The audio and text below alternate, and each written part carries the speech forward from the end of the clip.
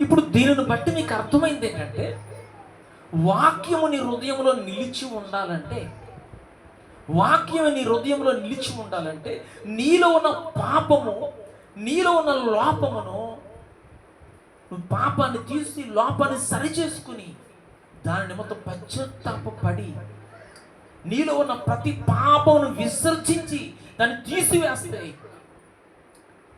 అప్పుడు నూతన మనస్సు దేవుడు నీకు ఇస్తాడు, నూతన స్వభావం దేవుడు నీకు ఇస్తాడు, నూతన ఆత్మ నీకు అనుగ్రహిస్తాడు దేవుడు. అప్పుడు వేయబడిన విత్తనము అనే వాక్యము నీ హృదయంలో రాగానే నువ్వు ఫలించి 30ంతలుగా 60ంతలుగా 100ంతలుగా ఫలిస్తావు. అప్పుడు నీ కుటుంబం ఆశీర్వాదకరంగా, నీ జీవితం ఆశీర్వాదకరంగా, నీ బిడ్డల జీవితం ఆశీర్వాదకరంగా మార్చబడుతుంది. ఎందుకు నాకు ఆశీర్వాదం రావట్లేదంటే, నీలో ఉన్న లోపాన్ని, పాపాన్ని ముందు తీసివేసి